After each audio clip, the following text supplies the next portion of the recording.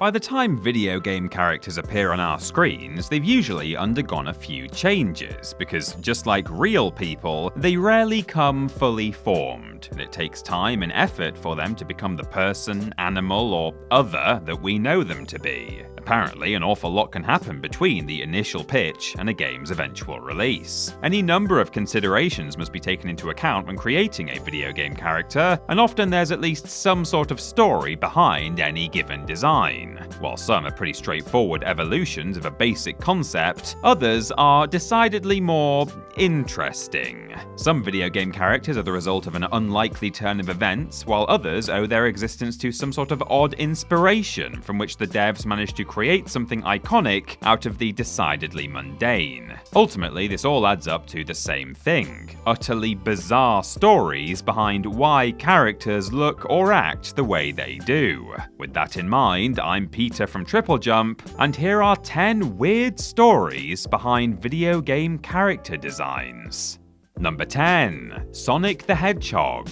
If you were to look up the term iconic video game characters in some sort of visual dictionary, Sonic the Hedgehog's picture would undoubtedly appear. A blue, bipedal, spiny mammal capable of running at incredible speeds, which isn't at all characteristic of a hedgehog by the way, Sonic is instantly recognizable as one of Sega's most successful creations. However, there is one key aspect of Sonic's design that was inspired by an unlikely source. His famous red shoes were a nod to the King of Pop himself, Michael Jackson. Naoto Oshima, who designed Sonic, specifically cited the cover of Jackson's Bad album as inspiration for the spiky lad's shoes, claiming to like the contrast between white and red. Especially weird then, given that Sonic is mostly blue, but Oshima also explained that he thought the red shoes looked good while Sonic's legs were spinning. It would be strange enough to think that Sonic had any connection to the late King of Pop, let alone this connection.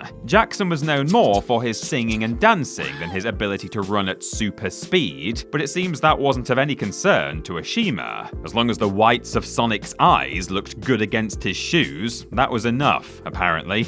Number 9. Mario. At this point, Mario is more than just a video game character. He's a cultural icon. The mascot is absolutely unmistakable with his trademark combination of plumber's overalls, a red hat, and a big bushy mustache. While his overalls are linked to his vocation, of course, which was decided by the game's use of pipes as transportation systems, his other two most identifiable features were added for far less obvious reasons. When creating Mario, Nintendo's Shigeru Miyamoto found he really hated drawing hair. Instead of just, getting on with it and doing his job, he instead opted to just give Mario a hat and move on. It's not the most elegant solution, but it worked. What's more, after realizing that the Mario sprite was too small to have a visible mouth, Miyamoto gave him a big mustache just to jazz up his face a little. And thus, Mario, world-famous plumber, was born. Though both were fairly straightforward solutions to mundane problems, it certainly seems odd considering how iconic Mario later became.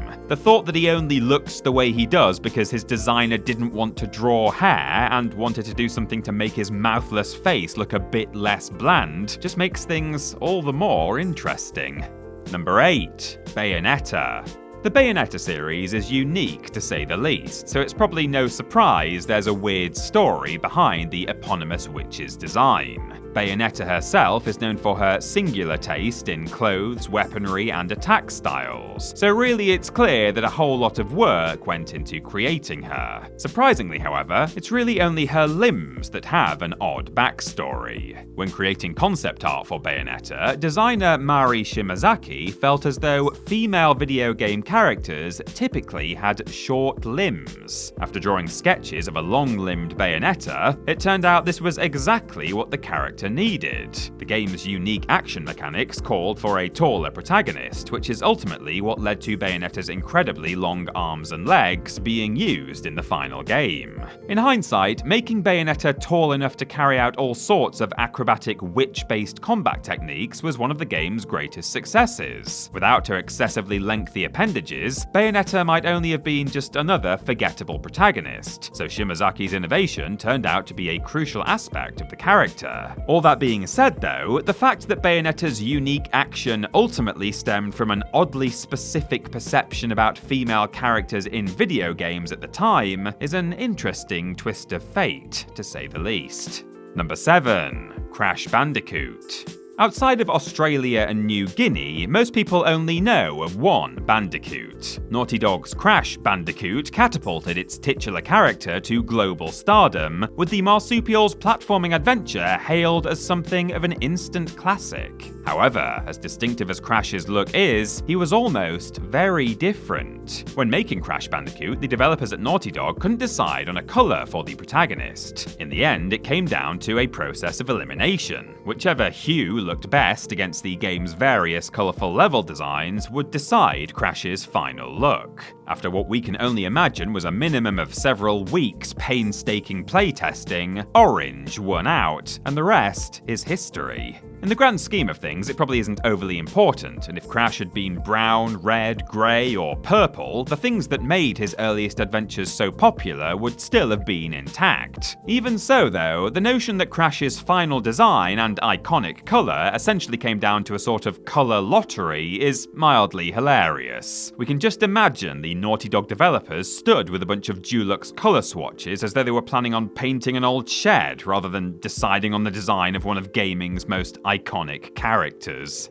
Number 6. Rayman. Though his star has fallen somewhat these days, once upon a time Rayman was quite the heavy hitter in the games industry. Ubisoft's very own platforming hero was defined by two major visual characteristics: his floppy 90s boy band hair and his disembodied hands and feet. Despite his lack of limbs being perhaps his most distinctive feature, it wasn't actually part of Rayman's original design. The only notable difference in early versions of the character is the presence of actual arms, but the good folks at Ubisoft found themselves struggling with animating them. A little problem solving and some light limb removal later, and Rayman was suddenly free to hurl his floating fists clear across the screen, and use his disembodied hands for all manner of adventuring. You could say that removing his arms was pretty handy. Though it sounds barbaric, lopping off Rayman's arms was one of Ubisoft's best decisions, as it not only made the character work better on a functional level, but it actually enhanced the overall charm and quirkiness of both the game and the mascot, birthing a successful franchise in the process. In the long run, losing his limbs was probably the greatest thing that could have happened to Rayman. It's not often that that's the takeaway from one of these lists, is it?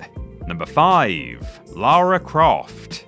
Upon its release in 1996, Tomb Raider was a literal game changer. Not only did it blend action and platforming with puzzle solving, but it also introduced a strong and impossibly cool female protagonist. Though the franchise has since been through some ups and downs, Lara Croft remains one of the greatest video game heroes of all time. However, during development, Lara's design went through an unexpected change. Artist Toby Gard was asked to increase the size of Lara's chest by 50%, but he actually programmed an increase of 150% instead. Remarkably, no one noticed, or so they claimed, until it was too late, by which time they'd all come to appreciate Lara's assets too much to change it back. As sleazy and unpleasant as it may seem, this undoubtedly helped to ensure Tomb Raider's massive success, as the character became an instant hit with gamers, many of whom plastered posters of Lara around their bedrooms, despite the rather angular nature of her polygons. On the flip side though, this quote-unquote accident did have some negative ramifications, as Lara's chest quite literally led the way for her to be objectified. Thankfully though, she was redesigned and given more reasonable proportions in later games, which probably relieved her of a great deal of back pain. Number 4. Kazooie. A good sidekick is one that the hero can't live without, because as much as they're supporting characters, they still need to serve a purpose. It seems mad then that Banjo-Kazooie was very nearly just Banjo. Once upon a time, the eponymous bear was intended to fly solo. That is, until developer Rare realized he wouldn't actually be able to do any flying. Strangely, Banjo's flutter jump actually predates the avian companion who makes it possible. Rare tried tried all sorts of weird solutions, like having wings sprout from Banjo's backpack, but none of them made any sense. That is, until they created Kazooie, and suddenly Banjo could flutter jump around to his heart's content without it seeming weird in the context of the game. While it seems particularly odd to think that one of the titular characters almost never existed, it's even stranger to imagine Banjo using a disembodied set of inexplicable bag wings to get about. Though the science behind a bird being able to physically carry a bear is still questionable, it undoubtedly makes more sense in this cartoon universe. Plus, the bad-tempered Kazooie offsets some of Banjo's incessant friendliness, helping to establish the beloved franchise's tone.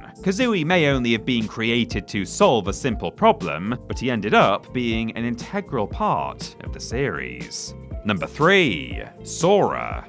Though describing the Kingdom Hearts franchise feels like explaining a fever dream or listening to a child's bizarre fantasy, it's been enchanting players for decades. By mixing the magical worlds of Disney with the more edgy Final Fantasy games, Kingdom Hearts managed to strike a winning chord, earning widespread acclaim and telling the most wholesome and delightfully ridiculous story imaginable. It follows young Sora as he travels across worlds to save his friends and prevent the spread of the evil Heartless, all whilst armed with the mystical Keyblade. Sora's now iconic weapon almost never was, though. Original concept designs for Sora included swords and even chainsaws, but the idea was rejected in favour of something less violent.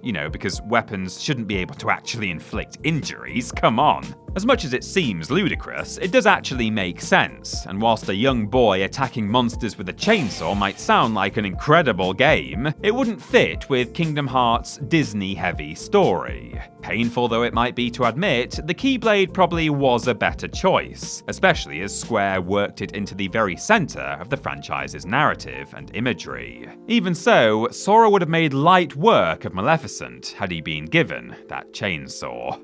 Number 2. Feral Ghouls. Fallout 3 did more than just revive the franchise as a first-person RPG. It also offered a fresh perspective that warranted some careful design work. Though the Fallout series' feral ghouls, mindless victims of severe radioactive mutation, are far from the most interesting characters in the series, they play a key role in establishing an appropriately horrific apocalyptic atmosphere. Finding a texture to perfectly represent the skin of radioactive zombies sounds like a challenge, but thankfully, artist Jonah Loeb had quite the brainwave. Instead of imagining what it would look like to reduce a human being to an atomically charred walking corpse and then trying to recreate that, he instead decided to just use pictures of packaged meat. And as ridiculous as it may sound, Fallout 3's feral ghouls look perfectly horrifying and not delicious in the slightest. Using meat to texture feral ghoul's skin is certainly a weird choice, but it's also morbidly logical. After all, working in a very subtle reminder that humans are basically just walking bags of flesh that might one day be cooked by nuclear war is fittingly bleak for Fallout's apocalyptic story. On the other hand though, it also provides a surprisingly good case for vegetarianism. Either way, the bizarre design choice turned out to be simultaneously grotesque and utterly brilliant. And number 1, Kirby.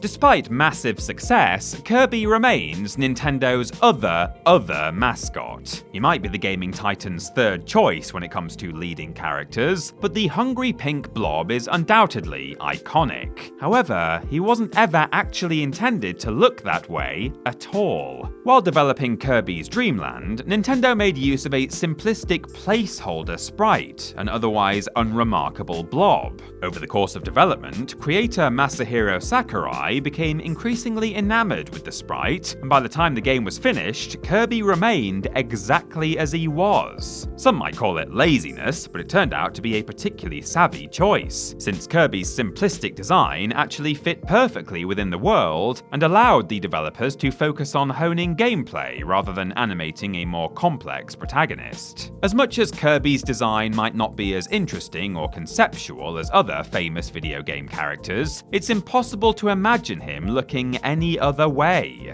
Ultimately, by not worrying too much about the character's design, Nintendo accidentally created a video game icon. Both Kirby's Dream Land and Kirby himself proved incredibly successful, and it's all thanks to the little placeholder blob that never should have survived the development process.